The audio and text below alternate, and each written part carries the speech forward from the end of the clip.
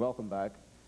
We're talking to Captain Charles White, who is the city commander of the Salvation Army, and Mr. DVincent, who is the executive director of Magness Center, one of the Salvation Army centers, community centers in the city. We were talking about activity toward your capital improvement campaign, Captain White, before the break, and I'd like to pursue that.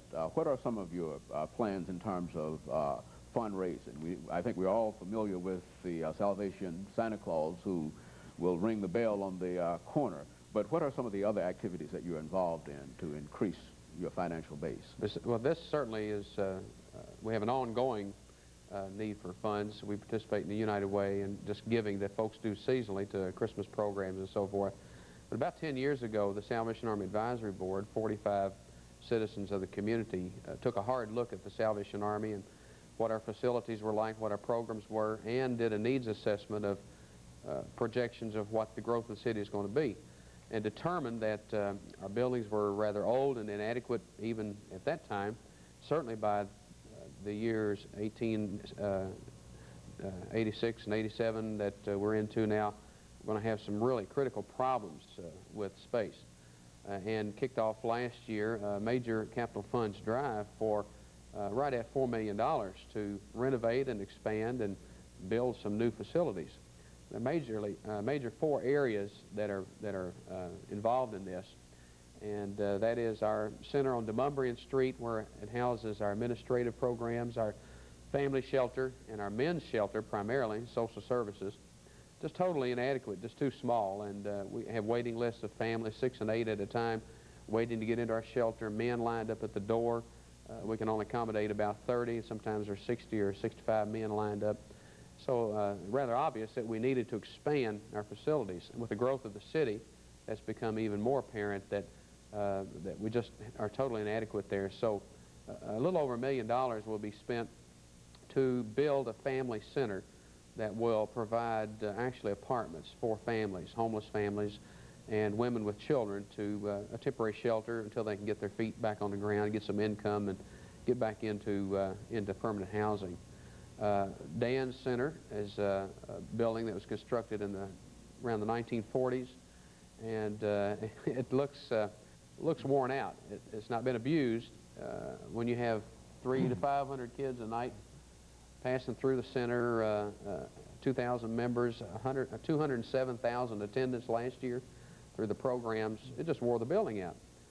So we're going to just tear that building down, start all over again, and build a new center there, some 14,000 square feet with youth activities, senior citizen programming, new ball field, the swimming pool renovated, the whole thing, and expanded daycare facilities on that block. It'll be a magnificent center when we get through there.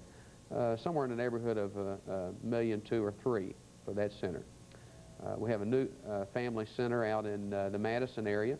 Right now we're in a leased facility on Gallatin Road looking for property, and we'll build about a 12,000 square foot center out there to serve the northeastern end of Davidson County in Nashville.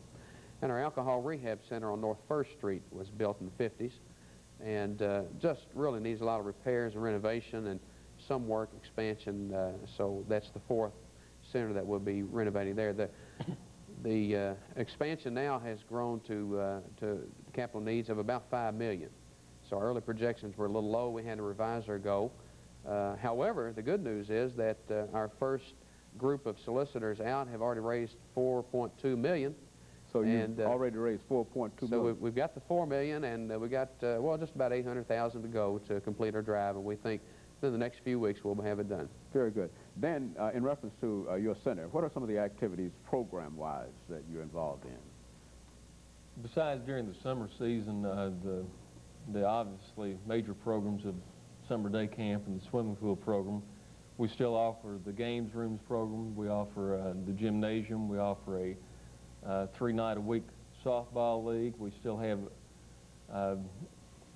in the summertime, we don't have the tutoring classes as such that we would have during the school year, but we have several different library books and materials that are there available for students to learn.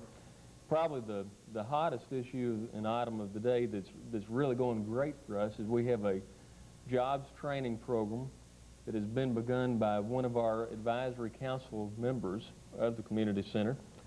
And so for the next, I guess, 2 months, we're having this person come in on a Wednesday evening, and for those 2 hours, we will have anywhere from 15 to 30 young people, boys and girls, teenagers primarily, who are looking for summertime employment.